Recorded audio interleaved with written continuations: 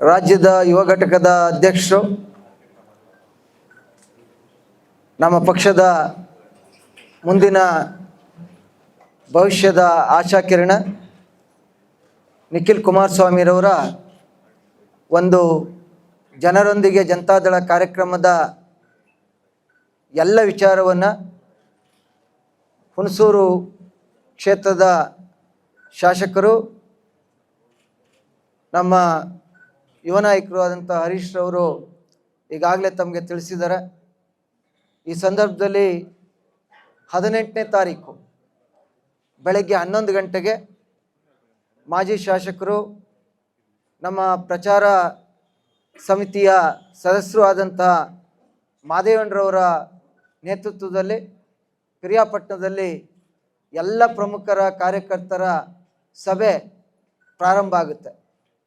ಅದು ಮುಗಿದ ನಂತರ 22ನೇ ತಾರೀಕು KR ನಗರದಲ್ಲಿ ರೇಡಿಯೋ ಮೈದಾನದಲ್ಲಿ ನಮ್ಮ ಅಧ್ಯಕ್ಷರುಗಳಾದಂತಹ ಹಂಪಾಪುರ ಕುಮಾರ್ ಮತ್ತು ರಾಜಣ್ಣರವರ ನೇತೃತ್ವದಲ್ಲಿ ಎಲ್ಲ ಕಾರ್ಯಕರ್ತರ ಸಹಕಾರ, ಮುಖಂಡರ ಸಹಕಾರದೊಂದಿಗೆ 4 ಗಂಟೆಗೆ 22ನೇ ತಾರೀಕು ಕೃಷ್ಣರಾಜನಗರದಲ್ಲಿ ನಡೆಯುತ್ತೆ.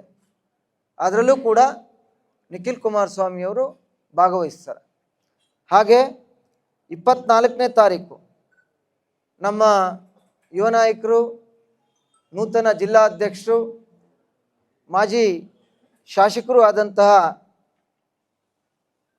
ನಮ್ಮ ಅಶ್ವಿನ್ ಕುಮಾರ್ ಅವರ ನೇತೃತ್ವದಲ್ಲಿ ಸಂಜೆ 4 ಗಂಟೆಗೆ ಬನ್ನೂರಿನಲ್ಲಿ ಅವರ ಅಧ್ಯಕ್ಷರ ನೇತೃತ್ವದಲ್ಲಿ ನಮ್ಮ ನಿಖಿಲ್ ಕುಮಾರಸ್ವಾಮಿರವರು ಬಂದು ಉದ್ಘಾಟನೆಯನ್ನು ಮಾಡಲಿದ್ದಾರೆ.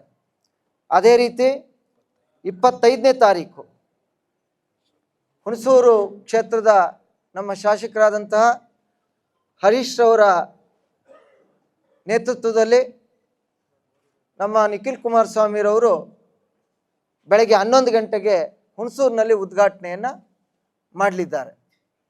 ಸ್ನೇಹಿತರೆ, ಇದ್ರ ಜೊತೆಗೆ ಇನ್ನು ವರ್ಣ, ಹಾಗೆ ಚಾಮುಂಡೇಶ್ವರಿ ಮತ್ತು ಕೋಟೆ, ಅವು ಮೂರನ್ನು ಕೂಡ ದಿನಾಂಕವನ್ನು ನಿಗದಿ ಮಾಡಲಿದ್ದೇವೆ. ಈಗ ನೂತನ ಅಧ್ಯಕ್ಷರು ಅಶ್ವಿನ್ ಮತ್ತು ನಗರಾಧ್ಯಕ್ಷರು ಮಂಜುನಾಥ್ರವರು, ಇವರಿಬ್ಬರ ನೇತೃತ್ವದಲ್ಲಿ ಇಡೀ ಜಿಲ್ಲೆಯಲ್ಲಿ ಹೊಸದಾಗಿ ಕುಮಾರಣ್ಣರವರ ಆದೇಶದ ಅನ್ವಯ ಹೊಸ ಘಟಕವನ್ನು ಪ್ರಾರಂಭ ಮಾಡ್ತಾರೆ.